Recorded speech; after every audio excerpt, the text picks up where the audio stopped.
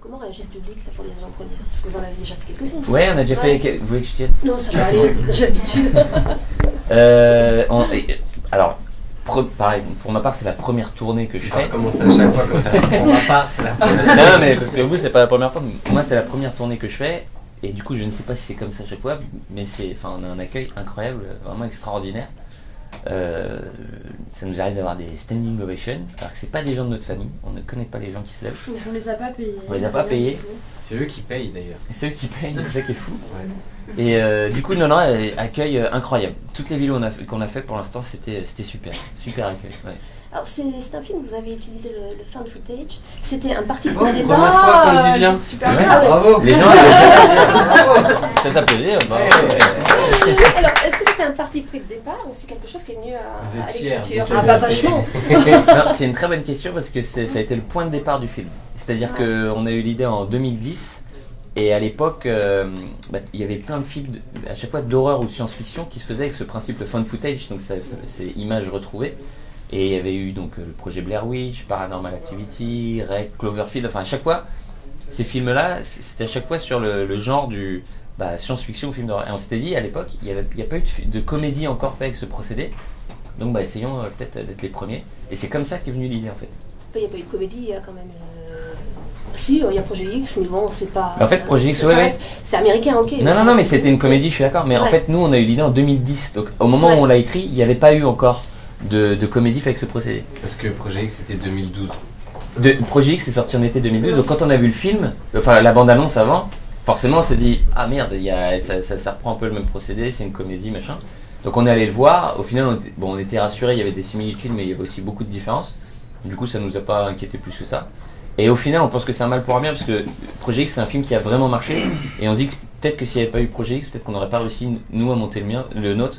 Peut-être qu'on nous aurait pas fait confiance. Ouais, le truc aussi, c'est qu'on retrouve quand même, il y a pas mal d'influences dans le film, mais finalement, c'est vrai qu'il y a un mélange de Very Bad Trip et de Projet X. Donc, je pense que c'est même peut-être plus large que ça. C'est le jouet, il y a du Star Wars, Star Wars, Avatar, Cliffhanger, Gladiator. Il y a fait la fabuleuse scène avec Lao. Voilà, on a les clins d'œil à là-haut. Ouais, non, c'est un mélange de plein de choses. Very Bad Trip, évidemment, qu'on assume, on adore assumer, évidemment. Je pense que ça nous a inspiré, évidemment. Mais du coup, pour le coup, Projet X, ça n'a pas pu. Enfin, vu qu'on avait eu. Puis Projet X, ça reste très concentré sur la fête, alors que là, dans Baby Sting, il y a d'autres choses. Il y a quand même le rapport avec l'enfant, il y a l'histoire de Franck. Et la grosse fête, on va pas tuer le. Mais la. Non, attention, c'est pas un remake de Projet X, hein. Non, mais c'est vrai que vous vous inspirez de pas mal de choses qui... Ouais. Mais au départ, c'était quoi l'idée? Alors, vous nous avez parlé de la technique de film. Ouais, c'est vrai, c'est original. C'est vrai pour une comédie, c'est plutôt marrant. Mais après, parce qu'au début du film, on se dit, ah, enfin, un film qui va régler son compte à un petit con, quoi. Ouais. Et puis à la fin, on est plutôt, tout le monde est beau, tout le monde est gentil. On a l'impression que vous avez commencé à vous marrer, que vous avez fini en essayant de faire la morale un peu dans le film. C'est fini, c'est un peu chiant, je trouve. Oui, la fin. Hein. Mais c'était le but. Vous avez voulu faire un film chiant à la fin. Alors que le début c'était bon. Non, mais.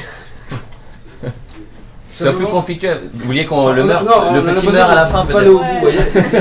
On étrangle le petit. Non mais regardez par exemple le film Les Funérailles, là, le film anglais. 4 mariages et un temps. Non.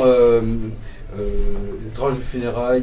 C'est une idée assez dingue d'un type qui prend du LSD pour une funéraille. Et ça va vraiment jusqu'au bout. Et vous, à un moment donné, c'est bien, c'est super bien, il y a de bons trucs. Puis après, finalement c'est des valeurs familiales avec les. Parce que ça correspond en fait.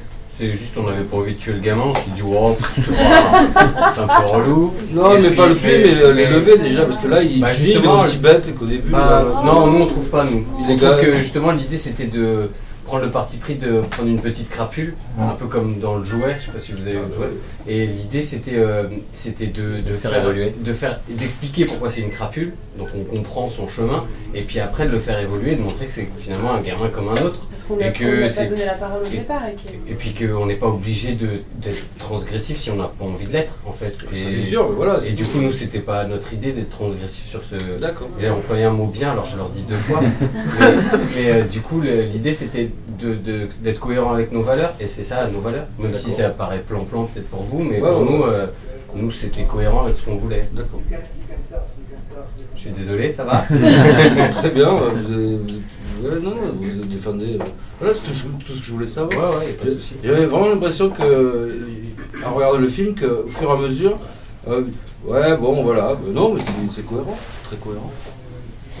Et pour revenir au fan footage, ça change quoi pour un acteur et pour un réalisateur de tourner avec son principe?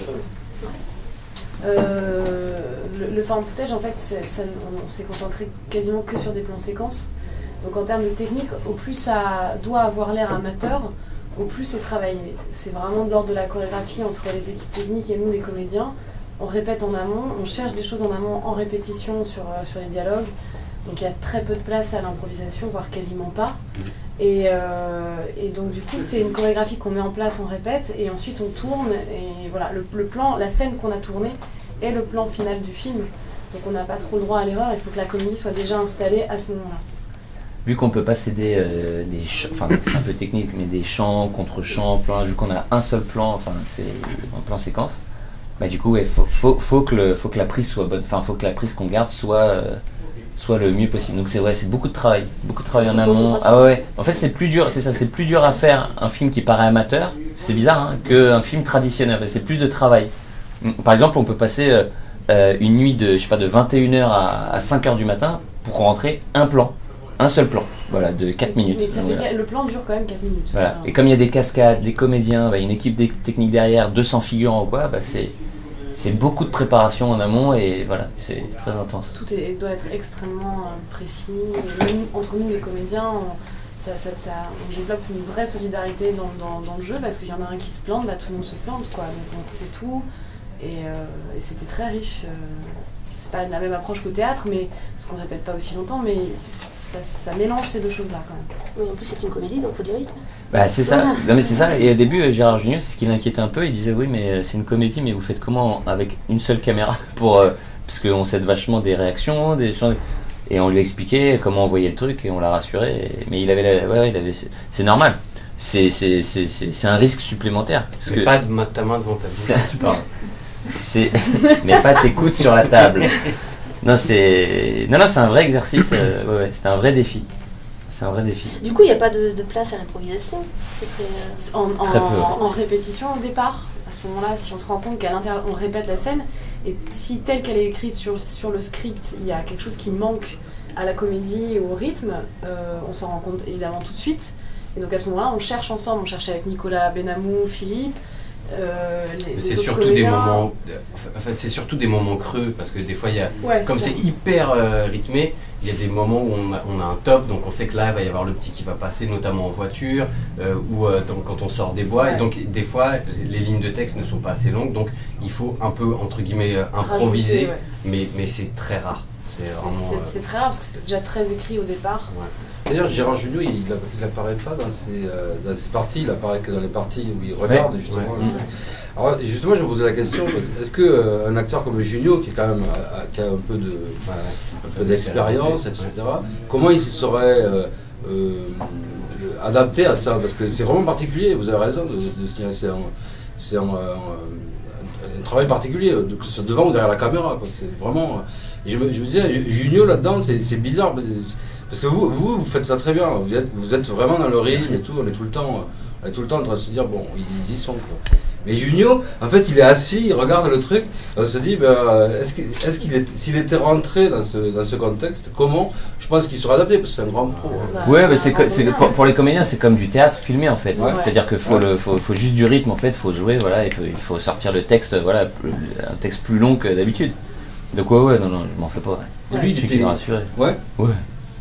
Et lui, comment il a pris ça en fait en tant que comédien? Il vous donnait des petits tuyaux, il parlait beaucoup avec vous. Non, mais ce qui est génial, c'est que on avait beaucoup d'appréhension au premier jour de tournage, à dire avec Nicolas Benamou, mon co-réalisateur du film. Premier jour de tournage avec Clotilde et Gérard, c'est vrai qu'on redoutait, puisqu'on se disait, nous on n'a quasiment rien fait. Moi pour ma part, je n'avais jamais réalisé de film. Je me dis, quand je vais lui dire non Gérard, tu la refais, fais-la plus comme ça, ou sois plus sincère Gérard. Je me dis, il va peut-être, il va pas m'écouter, ou c'est lui qui va me dire, écoute, moi je sais ce que je fais. Du coup on savait pas trop et au final c'était voilà, beaucoup d'humilité, vraiment à notre écoute, il faisait exactement ce qu'on... Et après il proposait, ce qui est normal, hein, tous les comédiens, les réalisateurs échangent, c'est normal. Mais tu es content qu'il propose? Mais c'était non mais vraiment, et on se marrait, voilà, il y avait une bonne ambiance, on s'aimait bien et du coup ça fait très cliché de dire c'était génial ce tournage. Oui, c'est vrai, tout le monde le dit. C'est cliché, sauf que nous c'est là pour le coup, on le dit parce que c'est vrai et c'est vraiment ce qui s'est passé. Donc non, c'était génial. Et on a beaucoup de chance en plus de tourner. Encore une fois, on n'avait vraiment rien fait, du coup se retrouver avec des acteurs comme ça, c'est beaucoup de chance. Pour nous c'est beaucoup de chance. Duquesne aussi. Et Philippe Duquesne, non mais c'est beaucoup de chance. Et le gamin alors, comment vous l'avez dressé? On l'a trouvé sur Kiloutou. On a voulu l'élever au départ, mais ça faisait long parce que 12 ans quand même, c'est balèze. On a lâché l'affaire. Macaulay Culkin, on nous a dit qu'il ressemblait plus à Maman j'ai raté l'avion, du coup ça allait pas. Et du coup on a trouvé Enzo sur le bord d'un trottoir. Non, et on a eu de la chance de tomber sur ce petit garçon qui avait tourné déjà plein de téléfilms et tout, et ouais, qui est super. En fait, il pouvait autant nous faire rire que même dans l'émotion, ça passe. En fait, non, il est super ce petit garçon Enzo. Il est super. Ouais. Là, il nous attend d'ailleurs dans le coffre de la voiture. On n'a pas ouvert les fenêtres. On va peut-être y aller. Et j'imagine que vous avez dû, vous nous l'avez dit, beaucoup vous amuser sur le tournage. Est-ce que le point de départ à la base c'était de partir de vos délires personnels et ensuite créer une histoire, ou partir d'une histoire que vous avez envie de raconter et ensuite vous avez amené une sorte de gags qui vous plaisent? On va demander à Tariq Boudali Bien Tariq. Bonjour. Bonjour Tariq. Bonjour.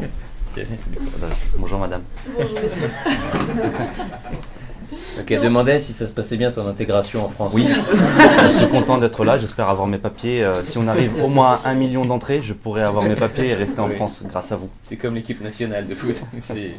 On peut s'arranger plus facilement si on a lié un succès. Donc, juste pour répondre pour de vrai à ta question, l'idée c'était vraiment de faire une vraie histoire sincère avec des vrais personnages, même s'il y a des personnages qui sont complètement barrés, comme le mien entre autres, mais on voulait vraiment faire une histoire sincère avec des valeurs pour le coup. Et à ça, on voulait évidemment rajouter des vannes, mais des vannes qui servent à l'histoire, pas des trucs gratuits. Même si, une fois encore, des fois ça part complètement en cacahuète, mais voilà, le parti pris c'était de faire une vraie histoire pour que, même si les gens trouvent pas ça drôle, ils aient envie de regarder jusqu'au bout pour savoir comment ça se finit. Et après, évidemment, t'as toute la comédie qui sert. Et j'imagine qu'il y a quand même beaucoup de vannes personnelles, de choses que vous allez vous faire entre vous. Oui, par exemple, lui dans la vie, Julien est très con. Et ça reflète un peu la réalité. Donc des fois on s'inspire de la vie, et des fois pas. Tariq dans le film est un queutard, c'est-à-dire il est très attiré par les filles. Ça lui colle bien aussi, on peut dire. Et Fufi qui joue le rôle de Franck, il a zéro charisme. Bon voilà. Donc là c'est un rôle de composition, vous l'aurez compris. Et moi je ne sais absolument pas faire à manger, donc c'est aussi... Voilà. Et c'est une crapule aussi, pareil, comme dans le film, une chippie. Voilà. C'est ça. Non, c'est vrai qu'il y a d'excellents gags, je trouve. Hein. Vraiment supérieur au niveau habituel. Puis c'est bien mené. Hein, t'étais au début, hein? Oui, j'étais au début. J'ai dû louper 3 minutes. Non, parce que la toujours en radio, retard. elle est un peu en retard, elle arrive un peu en retard en projection. Et le début, c'est vraiment... c'est pour ça, après moi j'ai éprouvé un peu de déception, hein, mais ça reste une comédie de... Non mais sur la fin, non mais c'est intéressant ce que vous dites. Ouais, c'est des films peuvent, c'est un choix. En fait c'est le choix de fin. Des fois les films finissent bien, des fois on préfère quand ça finit mal. Bon là on préfère que ça finisse de façon plutôt positive. Voilà, c'est des choix. En fait c'est un film, c'est un feel good movie. Donc quand on cherche une fin dans une histoire, on évoque plein de choses. Et ce qui nous plaisait le plus à nous, ce qui nous correspondait le plus, c'était ça. C'était que le petit se retrouve, je vais pas dire la fin non plus. Non mais oui. Parce que voilà, que le personnage principal meurt à la fin. Ça fait un film un peu à double face. Vous voyez ce que vous le pensez? Alors nous, on le perçoit pas du tout ce que vous dites. C'est pour ça que je trouve ça très intéressant. Votre point de vue, c'est que nous, on perçoit pas comment vous l'avez ressenti, mais c'est intéressant. De toute façon, c'est quand on regarde un film ou un spectacle, les ressentis sont pas forcément les mêmes. Bien sûr, c'est ça qui est intéressant. Ouais. C'est vrai que la fin est positive, mais ce qui est très bien dans le film, je trouve, c'est que justement vous êtes allé à fond dans le trash entre guillemets, mais en tout cas dans l'exagération. Et du coup, par exemple, on parlait du gars de là-haut, de Papy de là-haut. Mais voilà, on sait pas ce qu'il devient. Justement, c'est intéressant de. On sait toujours pas aujourd'hui d'ailleurs. Voilà. Mais c'est intéressant, Il a toujours disparu, on sait pas où il est. de ne pas vouloir avoir donné des explications rationnelles ou des choses. Non mais alors ce qui est intéressant, c'est que à la base quand on écrivait le film, c'est vrai qu'on s'était fixé des limites en disant, parce qu'on a en référence les films français un peu classiques. Et du coup nous on voulait le faire financer ce film. Du coup on s'était mis vachement de barrières en mettant des trucs un peu classiques. Voilà, on essayait, enfin c'est pas on n'allait pas trop loin dans les blagues, mais les trucs assez fous comme ça n'existaient pas à la base dans le scénario. Et c'est les producteurs Christophe Cervoni, Marc Fishman et le distributeur Universal qui nous ont poussé et encouragé en disant non les gars, allons à fond dans le délire, ouvrez les vannes, vous y allez. Et c'est comme ça que sont apparus le clin d'œil au dessin animé là-haut, plein d'autres gags comme ça sont apparus justement de leurs bons conseils, parce que je pense que les gens se marrent, quand on voit le film dans la salle, les gens se marrent vraiment à tous ces moments-là, et du coup on est très content d'avoir pu pousser le délire jusqu'au bout. Super Mario Kart en vrai aussi. Mario Kart en vrai, ouais. Là c'est on fait un clin d'œil à Mario Kart, on a eu de la chance, c'est le directeur des cascades, c'est David Julien, le petit-fils de Rémi Julien. Ouais. C'est le petit-fils, c'est même pas le fils, c'est le petit-fils, qui a à peu près notre âge, et du coup c'est lui qui a coordonné toutes ces cascades, et du coup on a eu une formation à apprendre à conduire des karts. Ouais. Du coup voilà, on doublait les voitures. C'est bien, t'es payé, on te dit tiens tu vas faire du kart. C'est David qui t'apprend, et après tu le fais vraiment sur la route, dans la fête des loges et tout. Et moi aussi j'ai eu une formation pour draguer les meufs du coup. C'est Strauss-Kahn qui m'a aidé, qui m'a formé. Et ça a apporté ses fruits du coup? Bah non. Non. On peut pas avoir que des bonnes formations.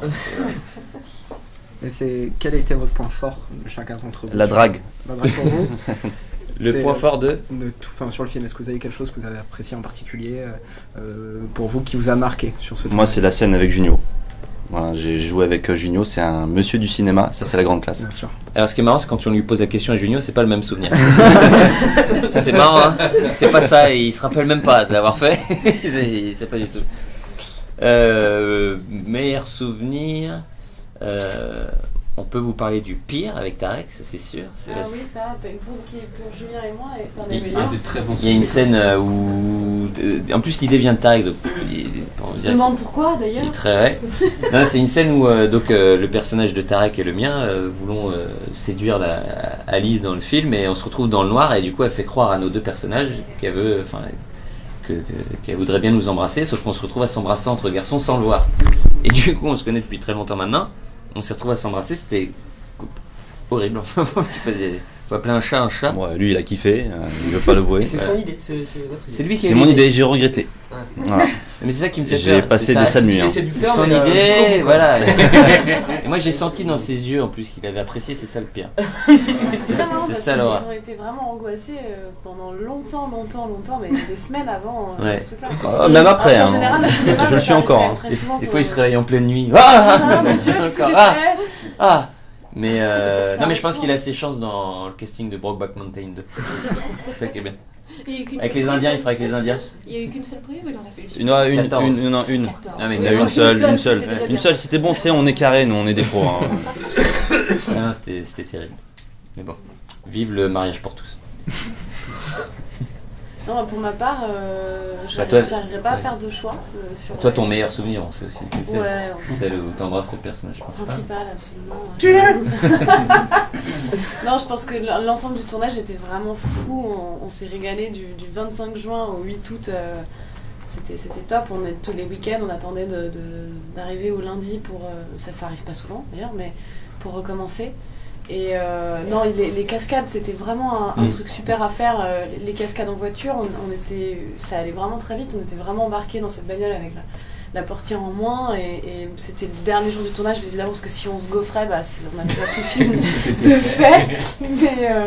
Mais non, on s'est régalé, beaucoup d'adrénaline. Et en plan séquence en plus, donc on partait et on savait qu'on en avait 10 minutes de kiff. On a tué un lapin d'ailleurs. On a tué un lapin. On tournait au bois de Boulogne et le lapin est...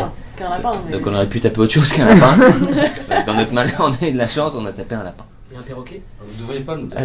Il y a des gens qui sont très sensibles. Mais c'est pas. Alors, non, mais on roule en voiture, il traverse la route, il voit une prostituée. Un accident. Il regarde une prostituée, au lieu de regarder la route, il regarde la prostituée, bam, il se mange le lapin. Et pour ma part, mon meilleur souvenir, donc c'est personnel, chaque fois que je le dis, il trouve ce passage très chiant, mais non, mais c'est le premier jour de tournage, parce que c'est tombé le jour de mon anniversaire. Voilà, le 25 juin. Et c'est le jour de l'anniversaire du personnage, fan de Michael Jackson. Et Michael Jackson qui est mort Le 25 juin. Donc c'est symbolique. La boucle est bouclée. Voilà. La boucle est bouclée. Tu vois, comme d'hab, aucune réaction. Tout le monde s'embrasse. C'est qui Michael Jackson? Un chanteur. Il débute, Un il a petit fait la mec. Starac. Ouais. Pas grand chose. On n'entendra plus parler. Non. Pas longtemps. Enfin, je fais un peu une fixette là-dessus, mais par rapport au papy de là-haut, là. Oui. Comment vous l'avez tourné cette scène avec les ballons et tout ça? Comment ça s'est passé?